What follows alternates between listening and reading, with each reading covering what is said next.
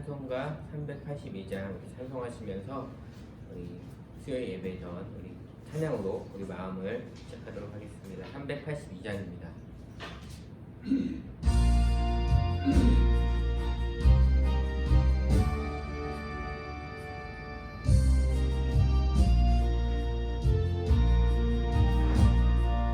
너 근심 걱정 말아라. 주 너를 지키리.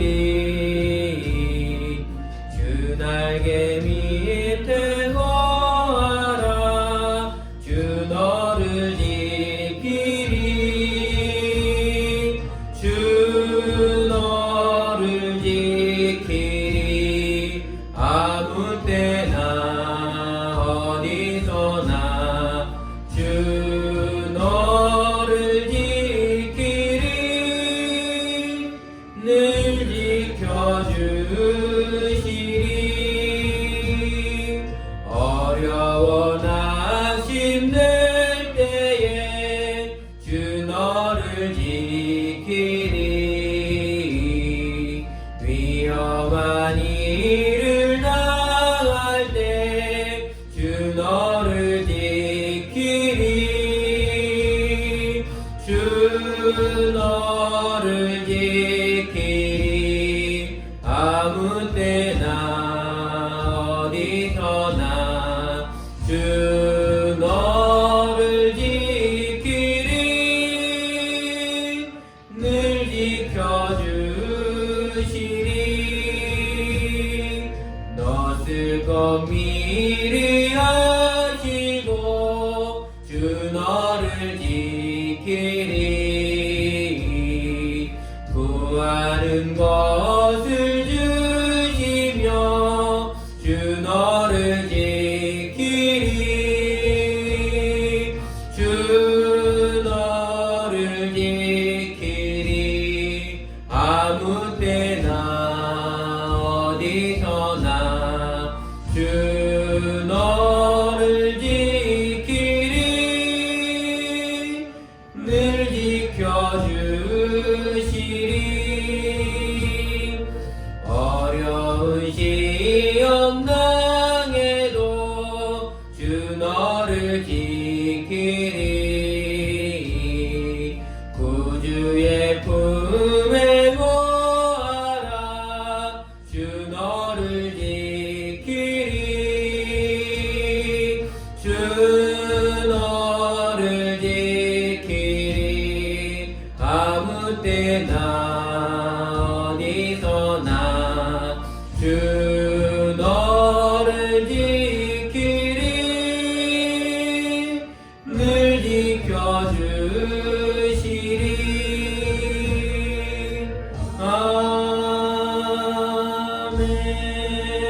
아멘. 우리 두 장 더 넘겨서 384장 한 장 더 찬송하도록 하겠습니다. 찬송가 384장입니다.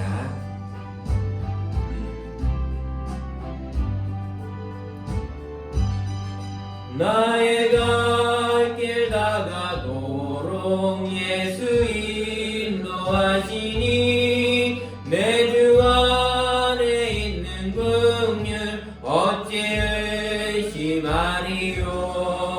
믿음으로 사는 자는 하늘 위로 받겠네. 무슨 일을 만나든지 만사 형통하리라. 무슨 일을 만나든지 만사 형통하리라. 나의 갈 길 다가도록 예수 인도하시니 어려운 일 당한 때도 족한 은혜 주시네. 나는 심히 고단하고 영혼 매우 가난하. 나의 앞에 반석에서 샘물 나게 하시네. 나의 앞에 반석에서 샘물 나게 하시네.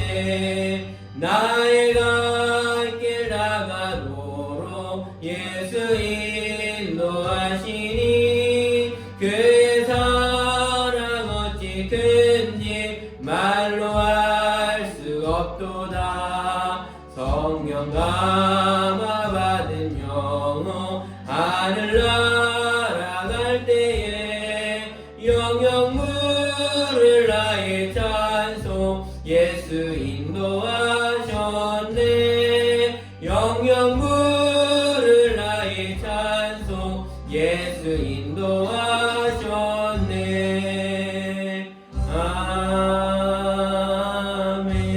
아멘. 우리 다 같이 사도신경하심으로 수요일 하나님께 예배드리도록 하겠습니다.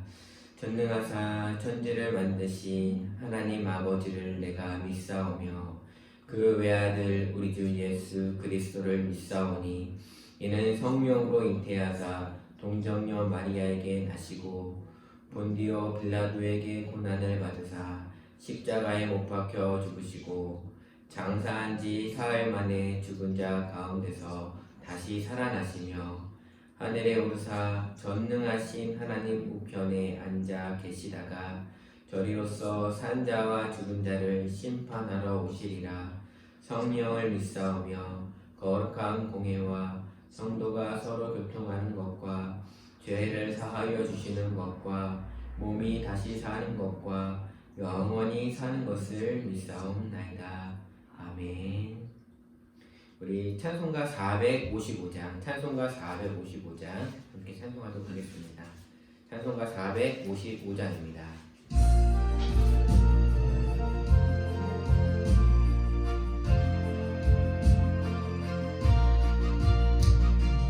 주님의 마음을 본받는 자, 그 마음의 평강이 찾아오면 험악한 세상을 이기리니 하늘로부터 임함이로다.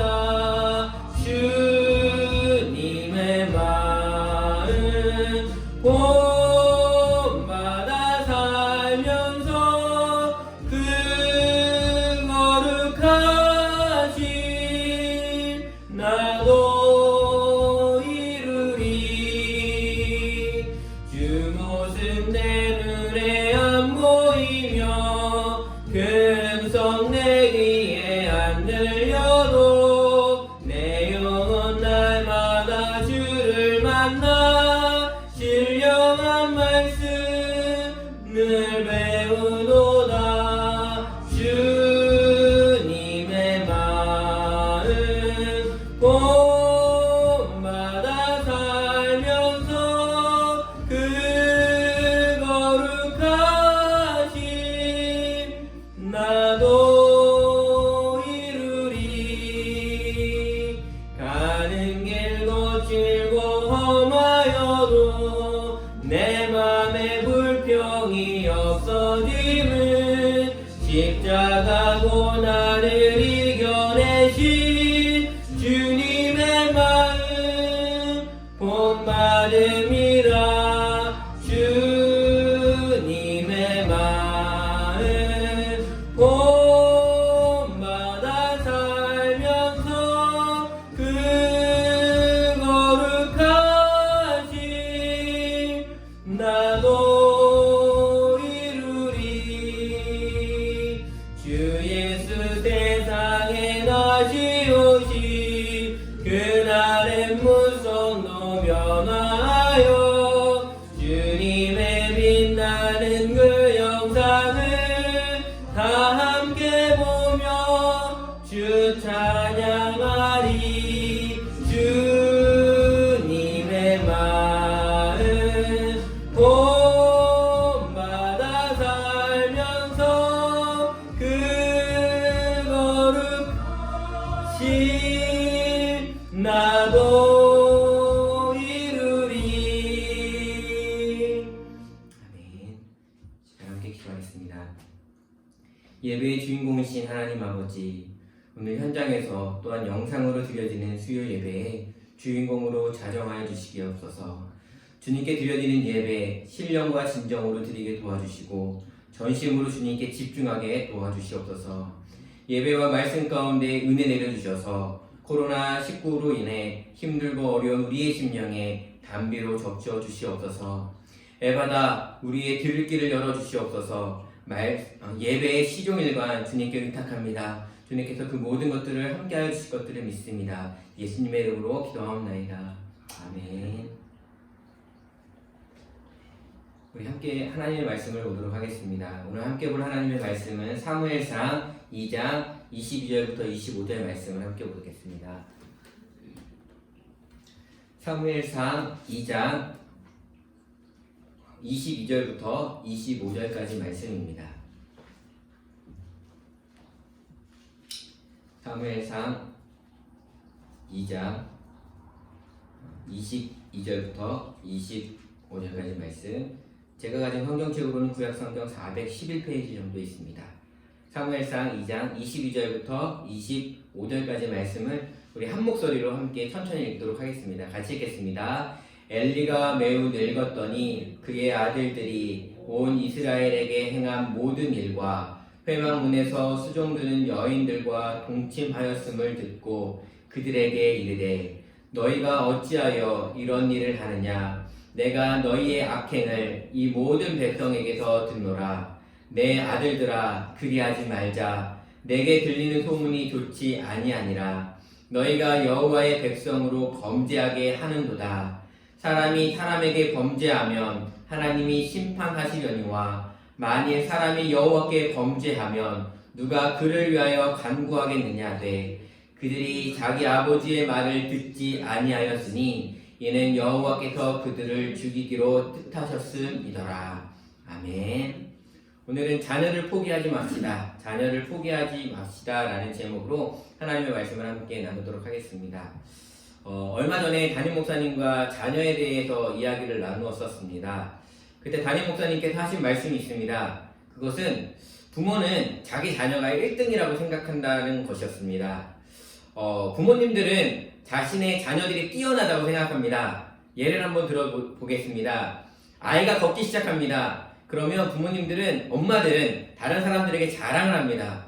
겨우 걷기 시작했는데 뭐 달리는 것처럼 이야기를 합니다. 우리 아이가 우사인 볼트처럼 달린다라고 이야기를 합니다. 또 아이가 말을 시작하게 되면 과장은 더욱 심해지는 것 같습니다. 아기는 고작 이렇게 얘기하는 건데 그것을 아빠라고 한 거 들었냐고 하면서 옆 사람들에게 이야기를 합니다. 단어를 이야기하거나 문장을 말하면 완전 아나운서나 아니면 캐스터가 된 것처럼 언어의 천재라고 사람들에게 이야기를 합니다. 여러분 한번 근데 잘 생각해 보시기 바랍니다. 걷지 못하는 아이는 거의 없습니다. 걷는 시기가 느리거나 혹은 빠르거나의 차이일 뿐입니다.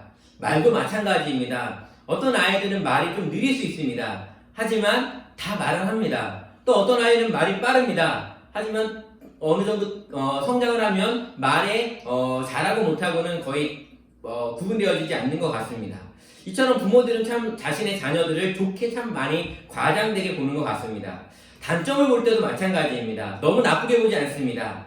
혹시 나의 자녀가 술이나 담배나 혹은 학교에서 폭력을 행했다라는 이야기를 한다면 우리 대부분의 부모님들은 그렇게 얘기합니다. 내 아들은, 내 딸은 절대 그러지 않아요. 내 아들이 얼마나 착한데요. 내 딸은 얼마나 모범생인데요. 그러지 않습니다. 라고 이야기를 합니다. 자신의 자녀는 나쁜 짓은 절대 하지 않는 그것과는 거리가 멀다라고 우리 부모들은 자녀들을 그렇게 생각하고 있다라는 것입니다. 그런데 이렇게 잘못된 자녀에 대한 시각이 우리의 자녀들을 망칠 수 있다라는 것입니다.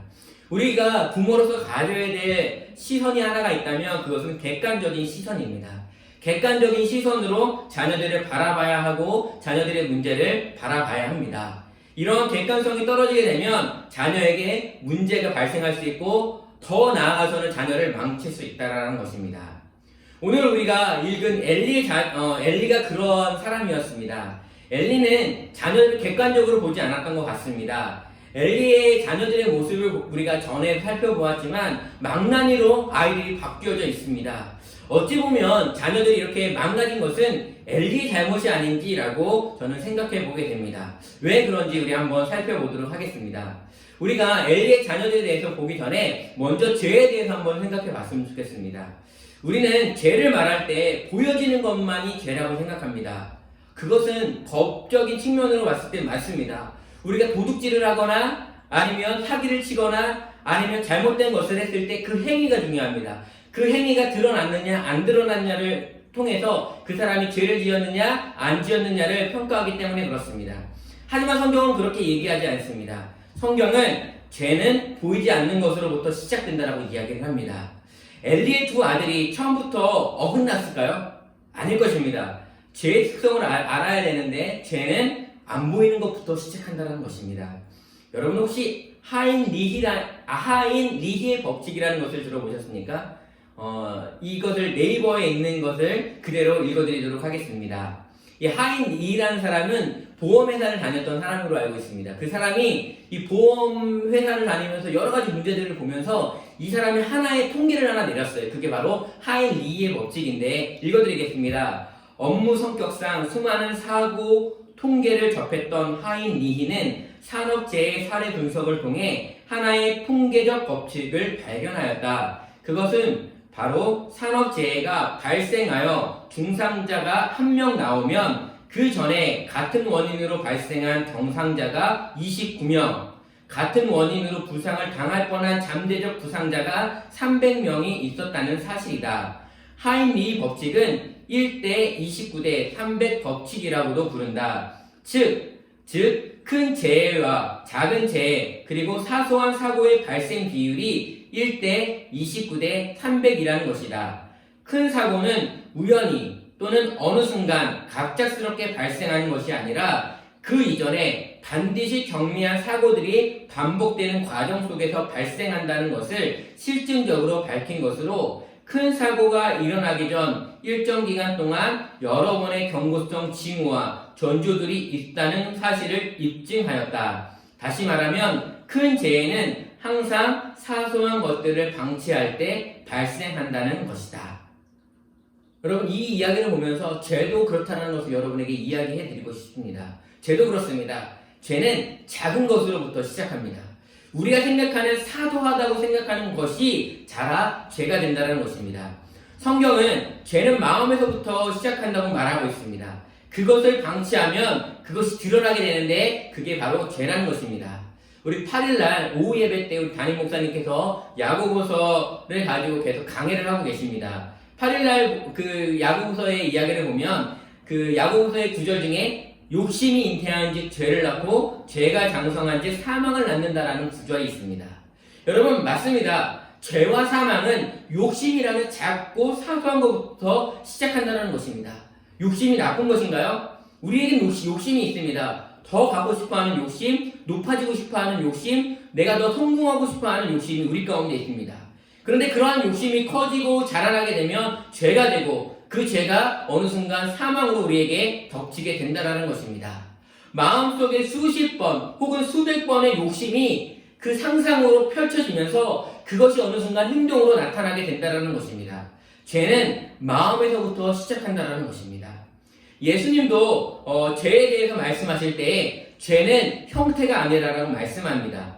마태복음을 보면 예수님께서 간음에 대해서 이야기를 하실 때 어떻게 정의하냐면 사람들은 간음한 행위에 대해서 죄라고 이야기를 했었습니다.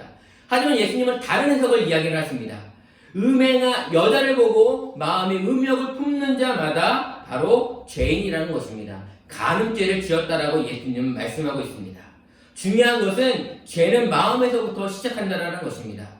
엘리의 두 아들의 만행을 지난번에 우리가 한번 살펴봤습니다. 하나님의 제사를 무시하는 이 두 아들의 모습이 처음부터 하나님의 제사를 무시하지는 않았을 것입니다. 처음에는 마음으로부터 시작했던 이 무시가 점점 행동으로 표현되어진 것 뿐입니다. 그래서 우리는 마음을 지켜야 하는 것입니다. 우리의 마음과 생각을 지켜야 우리는 죄를 짓지 않을 수 있습니다. 우리 자녀들도 마찬가지입니다. 우리 자녀들의 마음이 죄로 물들지 않도록 우리는 시시때때로 그들의 마음을 살펴봐야 합니다. 우리 자녀들이 하나님을 무시하는 모습이 있는지 한번 살펴보십시오. 예배를 혹시 무시하는 모습은 없는지, 하나님의 말씀대로 살고자 하는 그 두려움이 그 아이들 가운데 있는지 한번 살펴보셔야 한다는 것입니다. 우리 아이들의 모습은 괜찮아 보일 수 있습니다. 하지만 우리 아이들 마음은 힘들어할 수 있습니다. 우리 아이들이 학교 생활을 할 때 아무런 문제 없이 행동하는 것 같지만 그 학교에서 어려움을 당하는 것 때문에 마음이 힘들어하는 아이들의 모습이 있을 수도 있다는 것입니다. 우리는 아이들의 마음에 귀를 기울여 주셔야 합니다. 아직은 괜찮습니다. 하지만 그 나쁜 마음이 방치가 된다면 곧 죄의 모습, 죄의 열매가 나올 것입니다. 우리 아이들의 마음을 잘 살펴보시는 우리가 되었으면 좋겠습니다. 또 죄의 다른 특성은 뭐냐면 죄는 점점 커진다는 것입니다. 오늘 본문에 보면 엘리의 아들들이 죄를 짓고 있습니다. 우리 22절의 말씀을 한번 같이 읽어보도록 하겠습니다. 사무엘상 2장 22절의 말씀을 함께 읽겠습니다. 엘리가 매우 늙었더니 그의 아들들이 온 이스라엘에게 행한 모든 일과 회막문에서 수종되는 여인들과 동침하였음을 듣고 아멘. 여러분 2장 13절 이하에서는 하나님의 제사를 무시하는 모습의 엘리의 두 아들이 나오고 있습니다. 그런데 22절에 보면 하나님의 백성들 즉 이스라엘 민족을 망치고 있다라고 성경은 이야기하고 있습니다. 13절에서의 이 두 아들의 죄는 나 혼자 징벌 받는 죄라고 생각할 수 있습니다. 나 혼자 잘못하는 거고 나 혼자 하나님께 혼나는 벌입니다. 그런데 오늘 22절에 나오는 이 죄는 이스라엘을 하나님께로 나온 것을 막고 있는 것을 이야기하고 있습니다. 하나님께 나오는 것들을 막고 있다는 것입니다. 오늘 22절에 나온 그들의 죄는 두 가지인데 첫 번째는 여자와 동침한 죄입니다. 여러분 엘리의 두 아들의 직분이 뭘까요? 제사장입니다. 그런데 이 제사장이 지금 여자와 동침하고 있다고 성경은 이야기하고 있습니다. 하나님의 제사장이 하나님의 말씀에 성결해야 될 그들이 지금 죄를 짓고 있는 것입니다. 그것도 어느 정도 이해할 수 있습니다. 그런데 두 번째 죄는 더 심각합니다. 그들이 지금 여자와 동침하는 장소가 어디냐라는 것입니다. 오늘 성경에 보니까 회막문에서 죄를 지었다라고 이야기하고 있습니다. 회막문은 성경을 보면 하나님이 모세에게 내가 너희와 만나줄게, 내가 너와 만나줄게 하는 장소가 바로 회막문이었습니다. 하나님이 이스라엘과 만나는 장소, 하나님이 만나겠다고 하는 그 장소에서 지금 엘리의 두 아들은 범죄하고 있는 것입니다. 여러분 하나님이 어떤 하나님이신가요? 거룩하신 하나님입니다.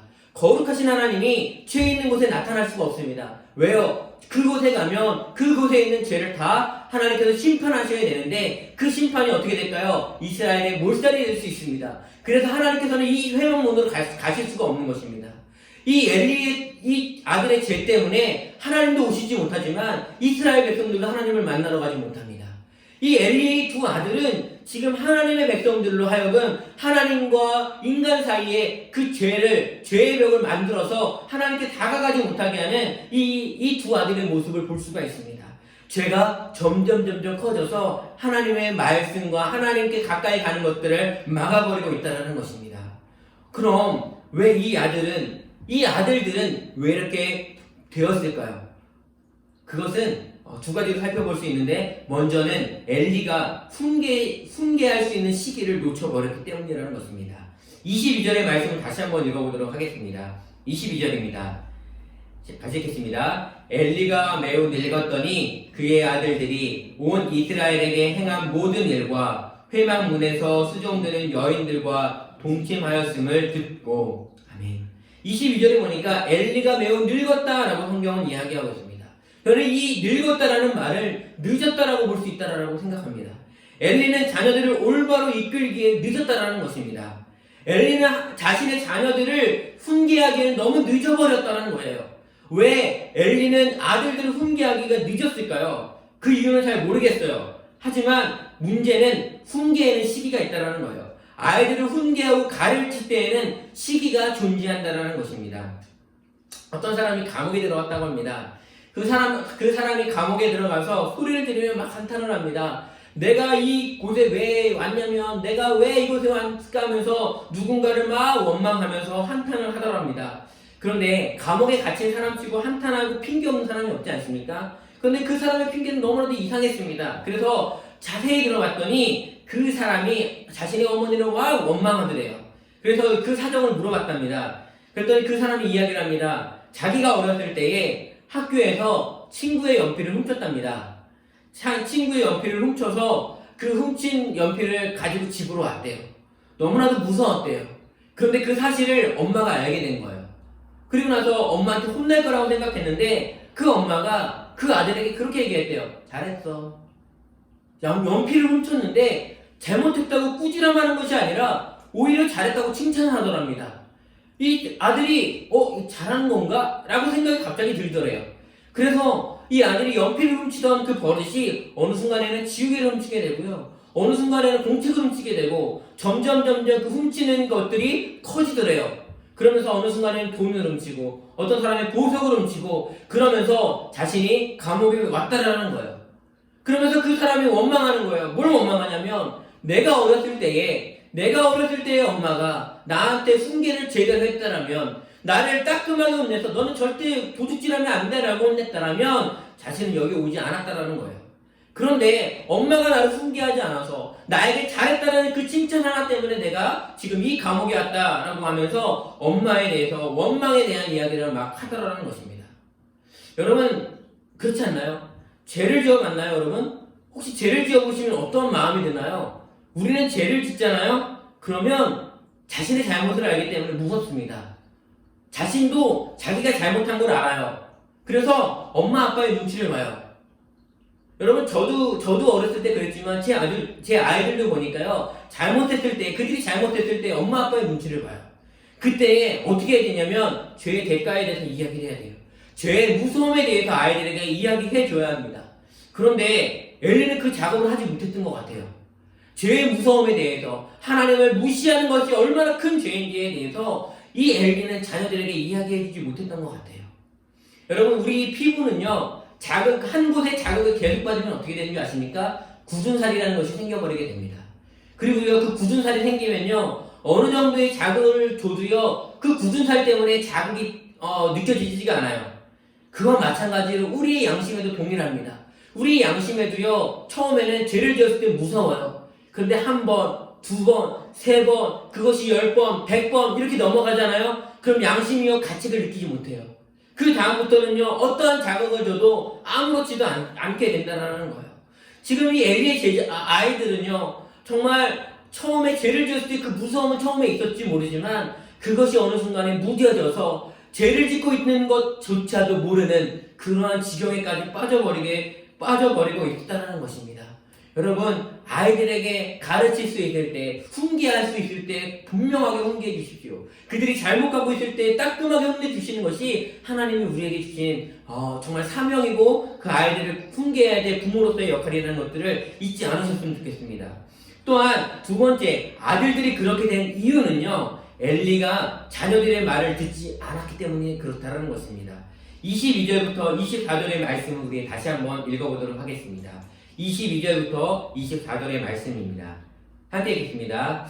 엘리가 매우 늙었더니 그의 아들들이 온 이스라엘에 행한 모든 일과 회막문에서 수종드는 여인들과 동침하였음을 듣고 그들에게 이르되 너희가 어찌하여 이런 일을 하느냐? 내가 너희의 악행을 이 모든 백성에게서 듣노라. 내 아들들아 그리하지 말라. 내게 들리는 소문이 좋지 아니하니라. 너희가 여호와의 백성으로 범죄하게 하는도다. 아멘. 여러분 22절부터 24절에 있는 그 말씀 가운데 공통적으로 나오는 단어가 하나 있는데 그건 뭐냐면 듣다라는 거예요. 듣다. 지금 엘리는 자녀들의 죄를 다른 사람들로부터 듣고 있습니다.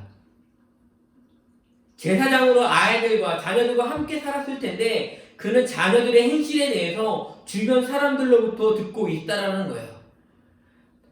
이것은 다른 한편으로 엘리는 자녀들에 대한 이야기를 자녀들의 말에 귀를 닫고 살지 않았는지 한번 생각해 볼 수 있을 것 같아요.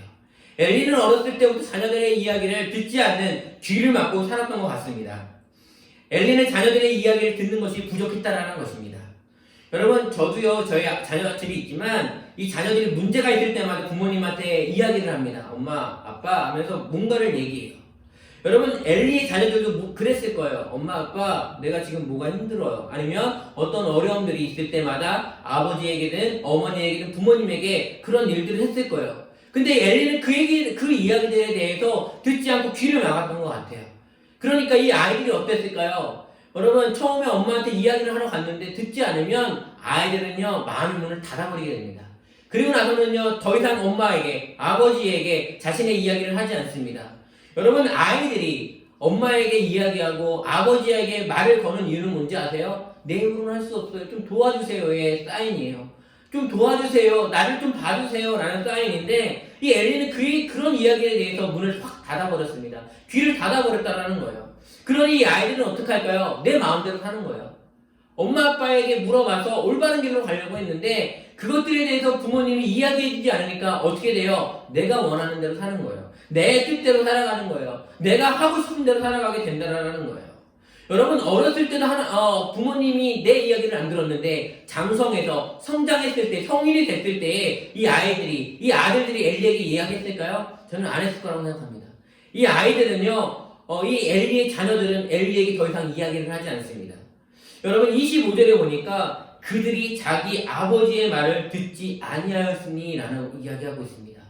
아버지가 자신의 이야기를 듣지 않았던 그 옛날의 그 모습을 지금 이 자녀들이 행동하고 있다는 거예요. 귀를 닫아버리고 있다는 거예요. 부모님의 무관심이 바로 자녀를 망쳐버렸다는 거예요. 나의 자녀에게 그래서 하나님의 진노가 내려앉게 되었다는 것입니다. 아주 무서운 말씀 아닌가요? 저는 여기까지는 정말 엘리의 상황 이해할 수 있을 것 같아요. 저도 사역 때문에 바빠서 아이들의 이야기를 듣지 못할 때가 있어요. 여러분도 마찬가지 아니에요? 일하시고 바쁘셔서 아이들의 이야기 듣지 못하실 수 있어요. 그런데요, 아이들이 하나님의 말씀에 대해서 이야기했을 때 듣지 않았다고 해서 거기서 멈추면 안 돼요. 엘리는 여기서 멈추어 버렸습니다. 하나님께로 가는 것까지는 이야기했어요. 잘못되고 있어 라고 훈계해요. 하지만 그 이야기를 듣지 않아요. 그러자 엘리는 거기서 멈추어 버려요. 이게 엘리의 가장 큰 실수예요. 여러분, 여기서 행동해야 될 부모로서의 역할은 뭘까요? 기도입니다. 하나님께 기도해야 돼요. 그 망나니와 같은 내 아이들을 위해서 하나님께 기도해야 된다는 거예요. 하나님의 진노가 내려진 아이들을 위해서 하나님께 가서 엎드려지고 무릎 꿇고 하나님께 기도하셔야 된다는 거예요. 여러분, 하나님을 아셔야 돼요. 하나님은요, 우리에게 진노를 내리시기를 원하시는 분이 아니에요. 지금 성경은 하나님께서 자녀들에게 진노를 내리시고 하나님께서 벌 주시기로 작정하셨다라고 얘기를 하고 있지만 하나님의 마음은 그것이 아니다라는 거예요. 여러분, 요나서를 한번 보시자고요. 요나를 보면요, 요나서에서 하나님은 니느웨 성을 멸망시키겠다고 말씀하세요. 그래서 그 이야기를 가지고 요나가 가서 니느웨 사람들에게 이야기해요. 하나님께서 너희를 심판하실 거고 너희는 다 멸망할 거야 라고 이야기를 합니다.